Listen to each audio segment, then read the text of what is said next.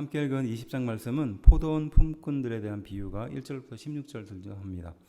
그리고 세 번째 예수님께서 십자가에 달리실 것을 말씀하시죠. 17절부터 19절까지고요. 그 다음에 야고보 어머니께서 예수님께 나와 요구하는 것입니다. 20절부터 28절입니다. 그리고 마지막에 맹인 두 사람을 고치는 것으로 20장은 끝나게 됩니다. 포도원 품꾼의 비유는 인간의 노력으로는 구원을 얻을 수 없다라는 것을 말하는 것이죠. 오직 하나님의 뜻과 은혜로 구원을 얻는다라는 교훈을 담고 있습니다. 그리고 그것은 전적으로 하나님의 뜻과 계획에 있다라는 말씀입니다.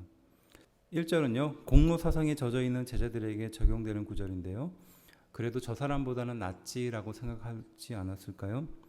또 저 사람은 대단하지도 않은데 왜 더 큰 축복을 받는가, 이런 마음속의 불편함이 제자들 사이에 싹텄던 것으로 볼 수 있습니다. 바로 그들을 향하여 예수님께서 주시는 비유입니다. 구원에는 시기도 우열도 없다라고 말씀하시는 거죠.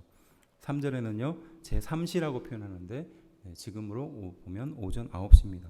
그리고 오전에 나타나는 제6시 9시는 정오고 또 오후 3시를 말하는 겁니다. 그리고 제11시 6절은요 이건 오후 5시를 말하는 겁니다.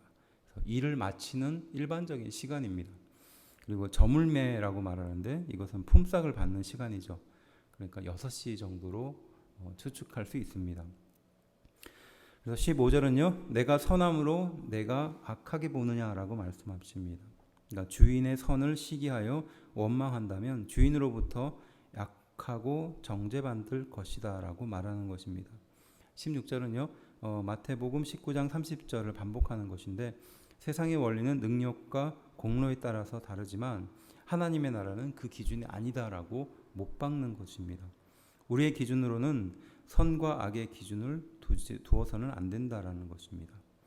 자신의 공적으로 천국에서 높은 자리로 보장받으려는 자에게 주시는 일종의 경고입니다. 앞서도 얘기했듯이 저 사람보다 내가 더 낫겠지, 혹은 저 사람은 대단치 않은데 왜 더 큰 축복을 주는가, 이런 불편한 마음에 대해서 주시는 예수님의 경고이기도 하죠. 17절부터 19절은요 세 번째 순환을 예고하십니다. 추측하건대 예루살렘 입성 전에 제자들의 혼란스러운 마음을 다잡도록 다시 한번 말씀하신 것이 아닐까. 유대교에서 범법자가 중죄를 짓고 경고를 받았음에도 반복해서 죄를 지으면 사형하도록 되어 있습니다. 그리고 20절은요 세베대의 아들 야고보 요한의 어머니께서 예수님 앞에 나타나 요구를 합니다. 무엇을 요구하느냐? 더 높은 자리를 달라는 것이죠. 쉽게 말해서 예수님의 모친 마리아와 친자매죠. 이것을 마가복음은 야고보와 요한이 예수님께 구했다라고 말하는데 마태복음은 그 어머니가 예수님께 나와서 이렇게 청탁을 했다라고 말하는 것입니다. 22절은요 내가 마시려는 잔을 마실 수 있느냐라고 예수님이 말하죠. 그때 제자들은 이게 무슨 뜻인지도 모르고 할 수 있다라고 대답합니다. 예수님께서 마시려는 잔은 바로 죽음이고 또 십자가에 달려 돌아가시는 그것을 말하는 건데 제자들은 그게 아니다라고 생각했던 거죠. 무지했기 때문입니다. 철없는 대답을 했던 것입니다. 23절은요 영광의 보좌에 앉는 것은 하나님이 정하는 것이지 내가 정하는 것이 아니다라고 예수님께서 말씀하시는 장면입니다. 24절은요 10 제자가 듣고 그 두 형제에 대해 분이 여기거늘 이라고 말합니다.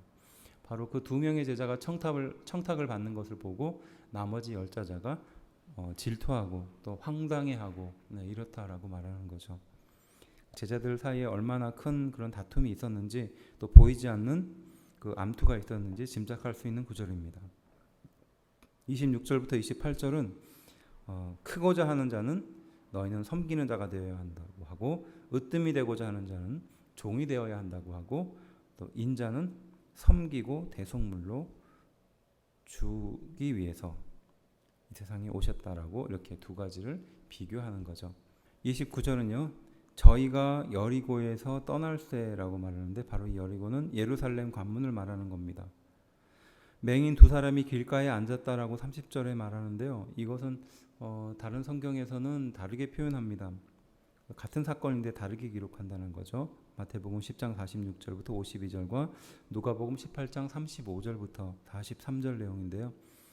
두 사람이라고 말하지만 다른 성경에서는 한 사람이라고 표현하고 있고요. 또 떠나갈새라고 표현하고 있지만 또 다른 성경에서는 들어올 때라고 표현하고 있습니다. 30절은요. 다윗의 자손이라고 말하는데 이것은 메시아에 대한 호칭이었죠. 그리고 34절은 예수께서 불쌍히 여기사라고 말합니다. 무리들의 행동에 대해서 저지를 했죠.